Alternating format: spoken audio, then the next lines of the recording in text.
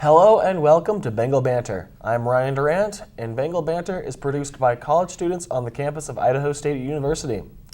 Today, we will be discussing the New Year's Gala that has been hosted at ISU for the past 4 years.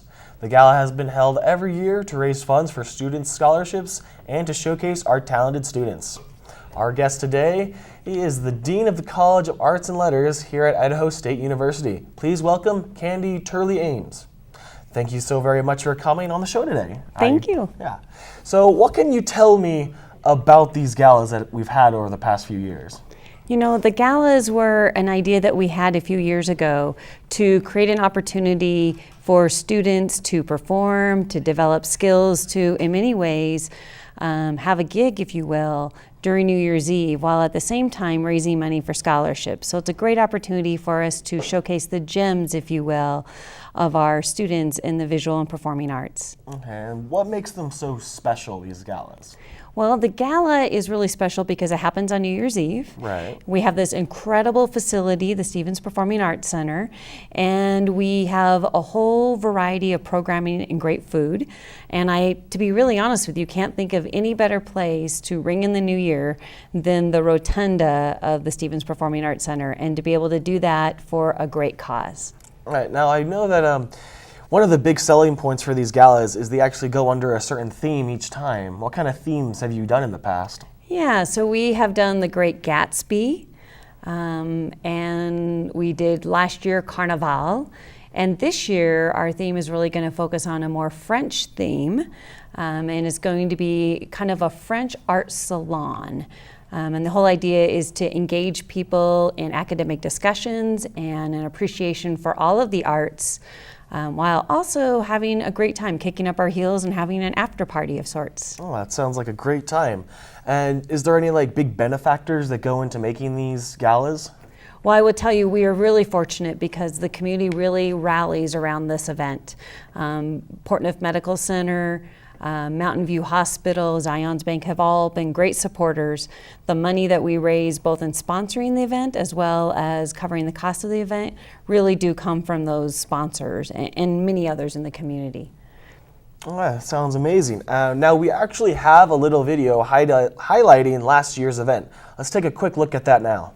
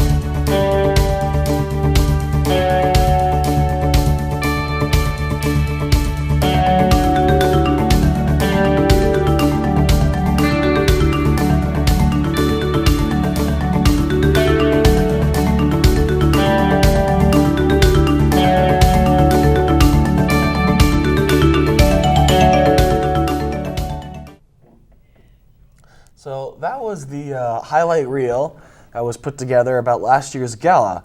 So what were some of the events that happened during that gala? There was some fire jugglers, looks like there was a costume party of some sorts. So what happened there? Well, each year we ask our patrons, if they so choose, to dress up in accordance with the theme. And so last year with Carnival, we had all kinds of dress. We had a fashion show, we had fire dancers, we had acrobats, we had comedy. So we really do try, not to mention an incredible art gallery. We try very hard to put together a program that will embrace the theme and be very interactive for the folks who spend the evening with us. Okay, and you said there was a mentioning of acrobats in the gala. What was the acrobats like? You know, the acrobats were great. It was kind of our version of a Circus Soleil. It was a collaboration with the community group up in Idaho Falls, and they came down and participated with our students, which was really wonderful.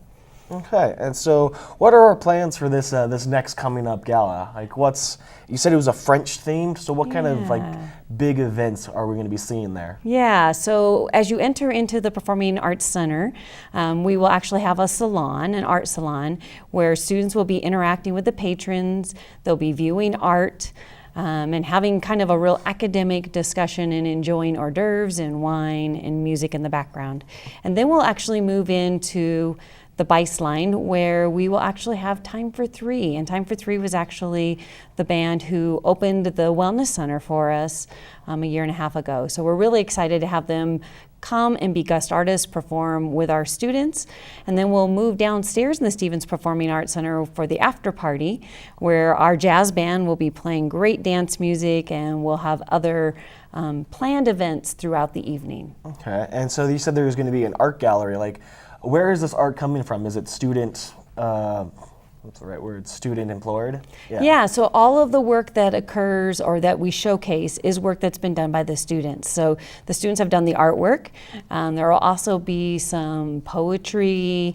There will be some acting out of some of the artwork as well. So those are all students who have worked in collaboration with one another. So we have people from English and the humanities working with students from art, the Department of Art itself, as well as theater and dance. Okay, so this is going to be very student involved, really. It is very student. We've had as many in some evenings of 200 students who come back actually over the holidays to put on this great event for our community. Now, how does someone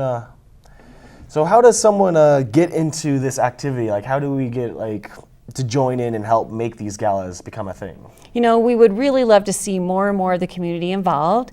Certainly our sponsors are wonderful, and we'd love to continue to build those sponsors because we do create scholarships that are ongoing for the students. But even more importantly, coming and enjoying the evening and the event.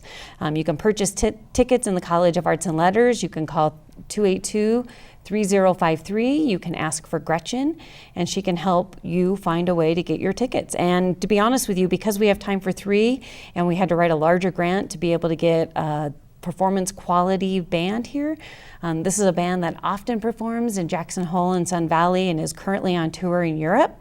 The fact that we're going to have them here in an intimate setting in the Bice line is pretty special. So we expect that tickets are going to go fast. Yeah, so looks like we're going to have to get those tickets as soon as possible. All right, so Kandi, what can you tell me that really stood out on these past gala events that you would like to see happen again sometime in the future? You know, there are lots of things about the gala that I very much have enjoyed. I think the best part of it has been the collaboration across the students and across the departments. I will tell you, it's really fun to watch our students dancing with our patrons. I very much have enjoyed the fashion shows, and you saw some excerpts of those earlier in the video clip from last year. I've also really enjoyed the musical numbers. We've had many of our broad performing groups spend a lot of time either in the rotunda singing, and generally things that you would not hear elsewhere. And again, we try to pull in the theme into everything that we do, whether it's Carnival, Great Gatsby, or in this case, a French salon, art salon.